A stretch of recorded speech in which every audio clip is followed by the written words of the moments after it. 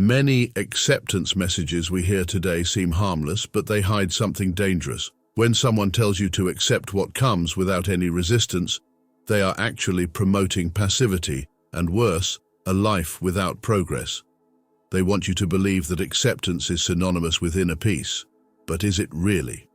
When there's no room for questioning, all that's left is conformity. You start to accept jobs you dislike, toxic relationships, financial limitations, all because they told you it's what the universe sent you.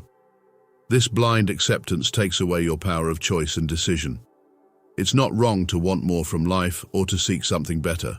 In fact, this is the true essence of growth. Check the first pinned comment to see how we can deconstruct these limiting beliefs and regain your autonomy. We're sold the idea that keeping a positive mindset is the solution to everything. However, by ignoring negative emotions, you end up masking wounds that truly need healing. This type of toxic positivity forces you to smile and move on, but deep down, it accumulates unresolved resentments, traumas, and pain. Every time you push the pain away, it grows stronger, like a ticking time bomb ready to explode. Pain is a signal for what must be faced, not an annoyance to be hidden. Trying to turn everything positive is like covering a leak with tape. It seems to work at first, but is a temporary, risky solution. Facing emotions and seeking true healing is the only path to growth. Don't let superficial positive thinking stop you from dealing with what really needs work. How many times have you found yourself trapped in rituals and spiritual cleansings, believing there's always something dirty to remove? This endless cycle creates the feeling that you're never fully ready to live fully, always needing more purifications, more rituals. Gurus say it's to prepare you, but this only generates insecurity and dependency. This endless quest for purification can become a trap, making you feel inadequate and incapable of moving forward. Meanwhile, they sell more methods, more rituals, and you, stuck in this cycle, feel increasingly lost. And you? Have you experienced this? Share your experience below. In the end, maybe all you need is to trust yourself more and less in promises of eternal cleansing. Crystals, talismans, and amulets have become very popular as tools of healing and protection. But do they actually bring about change? Sure, crystals can have beauty and symbolic meaning and can indeed help with self-confidence and tranquility. However, when we become dependent on external objects, we risk placing in them a power that should come from within us. The crystal industry feeds this need, but ultimately, it's you who decides the impact of your choices and thoughts. By anchoring so much on something material, you distance yourself from your inner strength. See the first pinned comment and consider a new perspective on this practice. Feeling good with crystals is one thing, relying on them for any real progress is another. Subscribe to explore more about the balance between material and spiritual. In tough times, it's common to seek refuge in spirituality.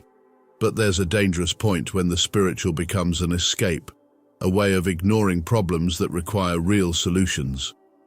You know those people who, instead of solving conflicts, just say, "I'll meditate on it." This detachment from worldly responsibilities may seem like elevation, but it actually only delays problem solving and sweeps everything under the rug.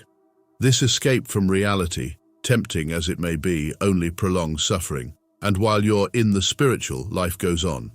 True growth lies in integrating the spiritual and the material, facing challenges and learning from them. True peace doesn't come from isolation, but from the ability to stay strong even when everything around you seems to fall apart. Many so-called spiritual masters use psychological manipulation techniques to trap followers, creating a sense of dependency. They know how to play on your insecurity, telling you that without them, you'll never find peace. With promises of enlightenment and ultimate healing, they make you feel inadequate or incomplete without their constant guidance. This is a real game of mind control, where peace and freedom are always distant but never within your reach. They convince you that without their help, you will never be able to solve your own problems, creating a toxic bond of submission. Have you experienced something like this? Share below. It's time to break free from this cycle and realize that you have all the tools within you to walk your path of healing and balance. Many times, spiritual freedom is promoted as a life without restraints, but behind this may lie a new form of imprisonment. If you need to perform rituals daily, if every choice depends on a sign or superstition, then does this freedom really exist? This type of routine can create anxiety and even fear, making you believe that something terrible will happen if you don't follow all the rules. The obsession with ritualism ends up being a form of emotional slavery, and instead of bringing peace, it increases your dependence on external practices. See the first pinned comment for how we can find genuine freedom. Subscribe for more reflections on breaking these chains and reclaiming control. Unconditional love is promoted as a noble ideal, but in certain situations, it can be dangerous. When you believe you must love without restrictions, you end up accepting behaviors and situations that harm you. Abusers take advantage of this ideal, manipulating your feelings and using unconditional love as a justification for exploitation. You end up placing the other's happiness above your own, losing your own sense of worth. True love includes self-love. It is respectful and has healthy boundaries. Loving unconditionally does not mean submitting to everything. Don't let the concept of love lead you to tolerate the intolerable. True love is a two-way street where mutual respect is essential for building a healthy, balanced relationship. In search of messages from the universe, many lose touch with reality, waiting for an external revelation to solve problems that require practical action. Living in expectation of a cosmic sign can lead to stagnation, procrastination, and detachment from real life. Meanwhile, problems pile up as nothing concrete is done to solve them. This constant wait is actually a form of escape that feeds the illusion that the universe will do everything for you. But in the end, have you experienced this? Comment below. Maybe the universe is waiting for you to take the first step. Why not do it now, taking initiative? The promise of spiritual ascension sounds very tempting, offering a superior life filled with peace. However, how many times have you found yourself stuck waiting for this supposed ascension, while real life remains stagnant? This abstract ideal can become an obstacle, an excuse to avoid facing life's real battles.